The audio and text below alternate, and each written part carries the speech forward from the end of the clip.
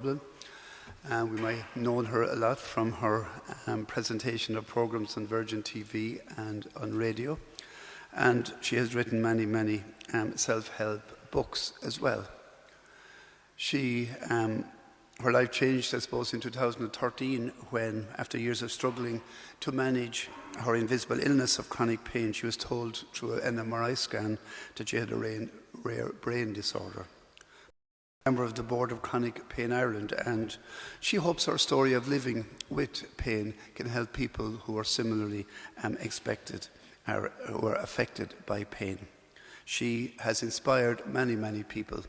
She had the great privilege a few years ago of introducing Pope Francis as he celebrated Mass in the Phoenix Park.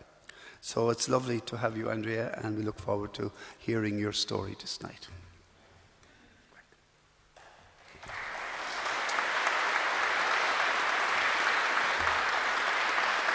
Thank you. I feel very blessed in the presence of God and in the presence of the community to be with you tonight. My heart is full just being with you all, so thank you so much. I want to start with a very big thank you. It's very interesting when we were singing the psalm, it was about in the silence that we seek God, and I thought back to my childhood. I was a disciple of silence because I had a hearing problem as a child. So my chronic pain and my life of pain started when I was very young. But oftentimes when we're young, we don't know any different. And I spent an awful lot of time actually in Temple Street Hospital and in many hospitals.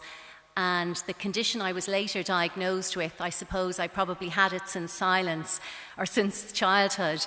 But as I was singing the prayer and the psalm, I was thinking about my connection with God, and that presence and that encounter with God was from a very young age. And from a very young age, I never doubted this connection and this relationship that I had with God, even though as a young child I couldn't even speak or read or write until I was 7 or 8 or 9 or 10. But actually, in the silence, I craved wordless moments. I still do. I love to pray. I love quiet. I love silence. And it was in the silence in my childhood that there was some encounter. There was something special in that silence that had stayed with me all through my life. And it's often those spiritual pause points when I have time to go into myself and have that silence that I reconnect with divine source. So I thought it was very interesting that that psalm happened tonight. It was also ironic for me as I was thinking that somebody who had a hearing problem as a child would choose a ministry of listening. As Father John said, in my own church, I'm involved in the Bethany Ministry. It's a grief ministry where we talk to people in our local community like yourselves here, and we sit with them and we listen to their pain and their grief. And I'm also involved with Anna McCardis, which is spiritual director. So a little bit about my own life. As Father John said, some of you might know me from some of my TV work. I do production work, but I chose to work with animals. And I was very interested in animals who were suffering. So it was welfare animals that were, being mistreated. And I think we made nearly 100 programs, and they were shown all around Ireland and England and, of course, the world. And it helped to change the Dog Breeding Establishment Act here in Ireland. Further to that, though, I suppose the big moment for me came when I was having a very busy career. I looked like I was very successful. I had a TV show, I had a radio show. But privately, I was suffering in silence. I had an awful lot of chronic pain. That pain from childhood never really left me. I went to hospitals. There was lots of different investigations into what was wrong. And one day, my whole world came crashing down when I was diagnosed with a kind of a rare disorder called Chiari malformation 1. Since then, I've been diagnosed with POTS and EDS. So it made me pause completely and just take time out. And I did 3 things for a year. It wasn't a plan that I went to Mass every day at 10 o'clock and I prayed for a miracle, as we're all praying for miracles tonight. And I said, Jesus, I trust in you. Please, please, please, make me better. And I desperately wanted a cure for something there was no cure for. After Mass every day, I walked in a park, a local park, and I had my dog with me, and I met Buddy tonight, who's the parish dog, who's lovely. And I'll never forget it. It was January, and the weather was awful. No leaves on the tree, and it used to be raining a lot of the times when I was walking, and the tears I had were kind of mixed in with the rain. And something extraordinary happened over that year. I'd come back from my walk and I journaled. So I took initially supposed to be 3 months off work, turned into 6 months, turned into never actually going back to that job the way it was. And in my journals, I suppose something was shifting, something was changing. And I was brought back into that silent disciple of my childhood who spent a lot of time in forests. Even though I was from Dublin, I used to like to go into forests and under trees and kind of be away and spend time in nature. And during that time, nature became a really big teacher for me, and it became almost like a spiritual exercise. The walk, the Mass, the praying, the journaling. And I noticed that as I suppose we moved from the winter into spring, a little bit of hope was starting to come in my heart. I don't know, the miracle wasn't happening, but something was shifting and changing in me. And there was this awareness and a consciousness. I felt held by God again. And although I suppose, there was no cure forthcoming, what was deepening was my relationship with God again. That sense of that encounter, that presence, that divinity that I had as a child. And even as a child, to other people, I looked quite sick. I couldn't read or write or talk and various different things. I was a very happy child, and something of the joy of that connection with God came back into my heart. I didn't know that at the time because I was just doing practice every day of doing this kind of walking in nature, praying, desperately praying for a miracle. But the journal that I was writing became my first book, which was a surprise #1 hit in Ireland. I really didn't want to get the book published because imagine everybody knowing your private pain. It was very deep. I was doing all sorts of other things I shouldn't have been doing. I was drinking away the pain sometimes, taking lots of medication, fighting with my family because I was under this terrible fog initially of having this weight on my shoulder of having a condition that nobody could cure. I went to America to look for a cure. I was really desperate. But through the desperation and through the writing and through the praying, I suppose it was the dark night of my soul, something happened and the light came in. And I just fell into the presence and the grace of God. It became the biggest gift that I ever had, but it was something I remembered from childhood. There was something familiar in this rhythm that I was in. The book was published, and I was very surprised. It went on to help an awful lot of people, but it really changed my spiritual path. It changed me as a person. I did go back into television, and I made some other programs, Dog Tales and another program about photo into the wild. But I began to look for the light in my own life. I wanted to do things that ignited my life and really lit me up. And I found the Bethany Ministry, where I walk with people in pain and I can sit with them in silence or talking. But I also started to train to become a spiritual director. There's a 2-year course, it's called Anamacara. And Anamacara, you probably all know, John O'Donoghue, is soul friend. And as we train to become a soul friend, what we're doing is we're walking with people in their pain and finding where God is showing up for them in their life. And I found that really extraordinary, but I wanted to still go on that spiritual path, and I decided there was something in walking, praying and journaling and going to, what was because there was a miracle for me. I know it might not, even though there wasn't a miracle on paper, my life turned around. I felt much, much better. I went off all my medication. I was so blessed. I was even saying a story tonight. I was told that I wouldn't have any more children, and I was obviously devastating news for myself and my husband. And it just wasn't possible.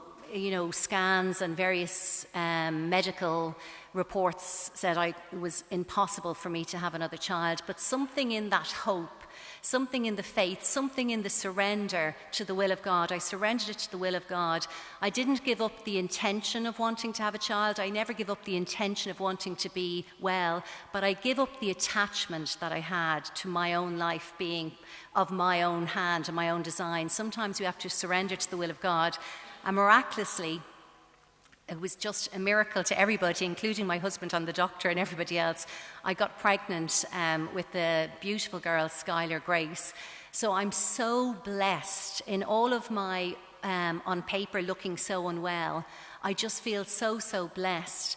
And even though I still live with chronic pain every day, I have pain now, I'm always in pain, it's the focus that's shifted. My lens is now on the gifts.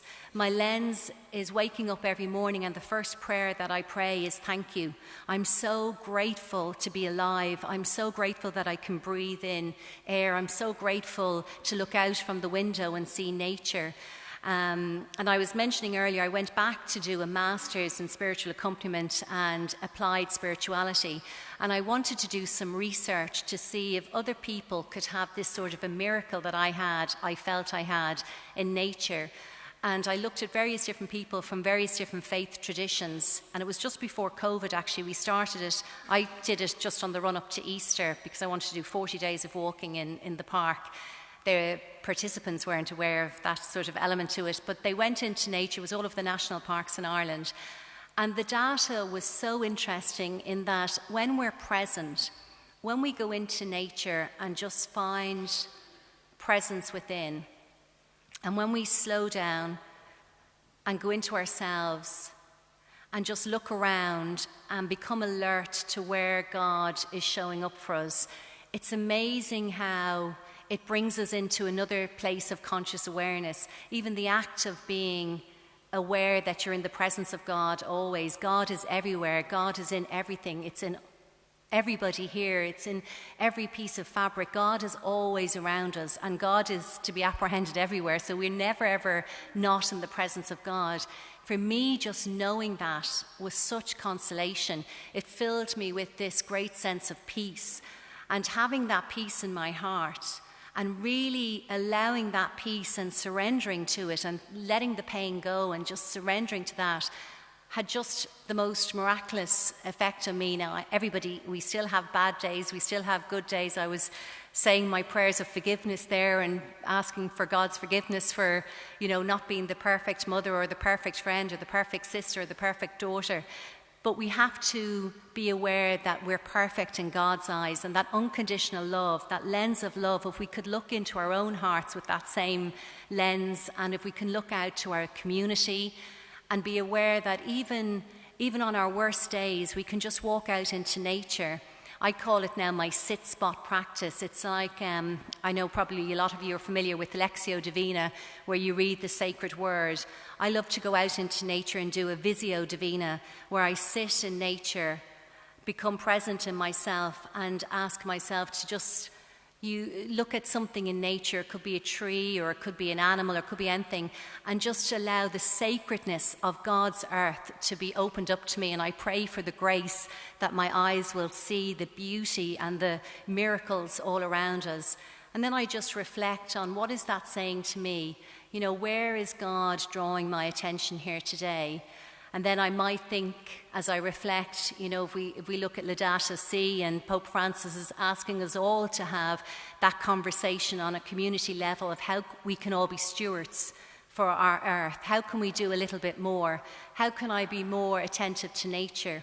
And really that sort of nature-based spirituality and the eco kind of spirituality has opened me up to such a different way of praying. I'm now praying through the images of nature. And I'm really enjoying that connection, that God is in nature. I mean, even, if you don't believe me that this is good for our hearts and our souls, I know doctors now are giving blue prescriptions and green prescriptions.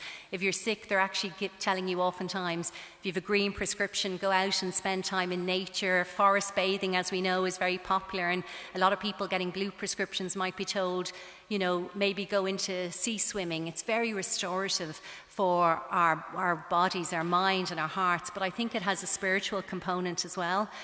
So that's sort of how my life has changed in how I have my relationship with God. But for me, certainly as a spiritual accompaniment, if I accompany somebody in my area, or if I'm doing the grief ministry, what I like to do is just sit and, as we invite in the presence of God, know that God is always available to us in every moment. And while it's lovely to pray, we can pray just by being in nature, or even looking at somebody and sending, positive energies. As we're listening to all of the different petitions that were being read out tonight, I brought them all into my heart and really wanted to send that unconditional love out from my heart to everybody's heart here tonight, but for all those petitions, and pray that they'll surrender to God's will, and that when we trust in God, for me certainly, even though it doesn't look like God is always doing the right thing for me, and I know I wanted a cure, or I wanted it on my time, not God's time, but for me certainly it's just been a very interesting lesson tonight to kind of look at what's important. And I have things written down to say, and I haven't even looked down, but for me it was just synchronicity tonight that we talked about the silence. And really, I suppose that's where my relationship with God started when I was a child, partially hearing child. All of the silence that I spent my formative years in the silence, I did find God. And in the silence, when I go back into myself now, whether it's in prayer or just sitting in silence in nature, that's where that encounter and that presence that is so sacred comes back into my heart. And when I feel that presence, it feels oneness. I feel it one not only with God, with the universe. It's like a cosmic consciousness. That Christ consciousness is in me, it's in everybody else. And when you have that feeling of unconditional love, nothing, I suppose, it's so life affirming. So that's what I wanted to share with you tonight. Thank you for listening to me, and thank you for being present with me tonight. It's not what I suppose I'd written down. There's other things I could tell you about my TV shows or my books, but that really came from the heart, and that's really what my relationship with God is all about. So thank you so much for listening, and thank you for tonight. Thank you.